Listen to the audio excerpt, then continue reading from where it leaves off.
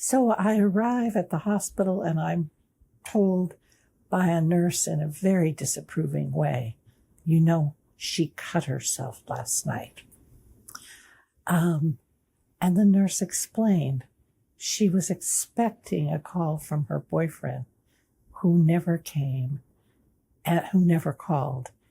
And then she cut herself. So I have to make sure that I don't sound as disapproving as the nurse.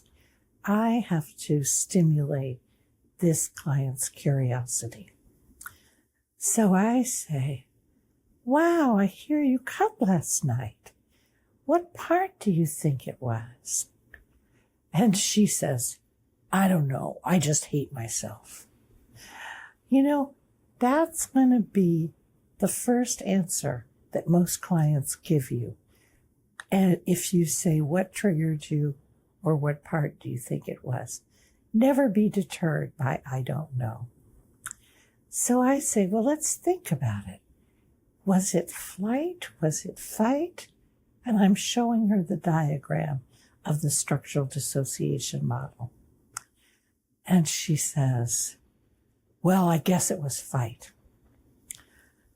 And I say, okay, was fight upset about the phone call or just trying to protect you? And she says, of course I was upset. I can never trust anyone, but that sucks too. So as we talked about in the last module, I'm going to say part, the client is going to say I, and then I have to say part again. And I say, so you want to trust people, but the fight part wants you to mistrust them. And she says, yeah, fight thinks I'm a fool for trusting him. And then we go on. I say, okay, so if fight had its way, you wouldn't trust anyone, right? And she says, it's safer that way. Then you don't get hurt. And I can hear in her tone of voice, that's the voice of the fight part. So I say, so fight keeps trying to protect you by trying to get you not to trust. And she says, but it backfires because then I can't get help, which was very observant of her. That was quite true. And I say, well, maybe you can work with fight and help it see that you're an adult now who knows whom to trust and who not to trust.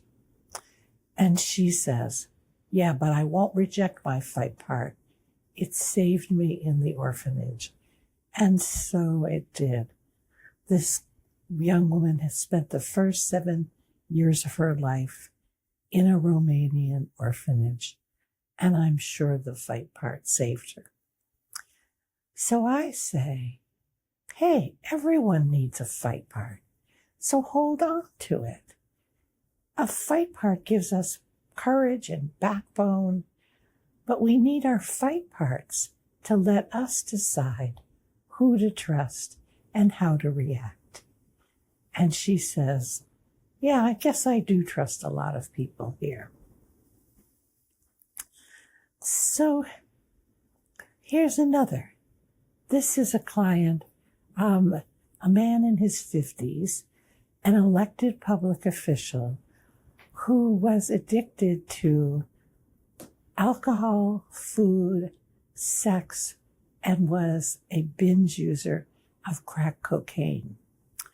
Literally every morning I would look at the morning paper and hope not to see a headline that said, elected public official arrested for buying drugs or soliciting prostitutes. He had a habit. I had known him actually for many years because every time he relapsed in one of his many addictions, he would disappear from therapy and I wouldn't see him for months. And then he would come back And then there would be another relapse and he would disappear. And then he'd come back. And this continued literally over years. So this was a big day because he relapsed and he came to therapy. I didn't have to pretend to be a perky. I felt delighted. And I said, I'm so glad you could tell me that you used last night. I'm so glad that you're here. What on earth triggered you? And he said, I don't know. I just hate my job. You know, an elected public official goes to a lot of work to have a job that he hates. Of course, I didn't say that. Ignore the I don't know. And I said, what was going on just before you used? And he says, people were getting to me. They have no respect. And I said, well, how could you tell people were getting to you? How could you tell that they had no respect?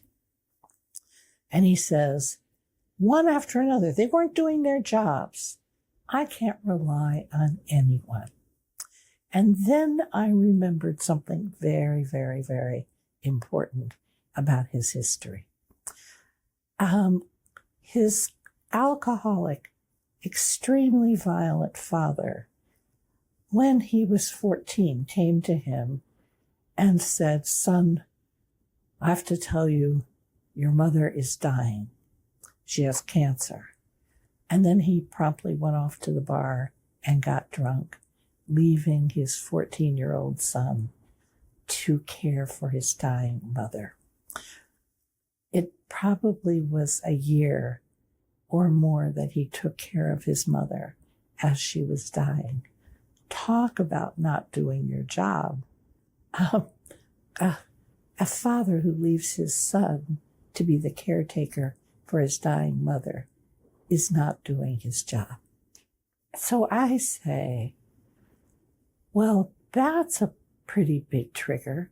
People who don't do their jobs, so you have to carry all the load.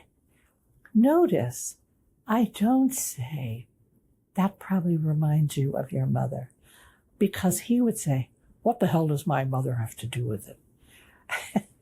Right? But I could say, that is a really big trigger, people who don't do their jobs. And he says, yeah, just like I have my whole life. And we go on, and I say, when you got triggered, what feelings came up? And he says, I just wanted a burger and a beer, which actually made me chuckle because I don't remember a burger and beer being on the list of primary emotions. And I say, oh, so the trauma triggered the addict part. And he says, yeah, fuck it, I don't have to feel this shit. You could just hear the addict part speaking up. And I say, well, drinking does calm the nervous system. The carbs, the fats in the burger calm the nervous system. He was just trying to help out to make the feelings disappear. And my client says, yeah, but now I'm feeling stupid and my head is killing me and I don't want to lose my career. And I say, well, we have to figure out a way for you to know you're triggered before the addict takes action. People are going to be assholes sometimes.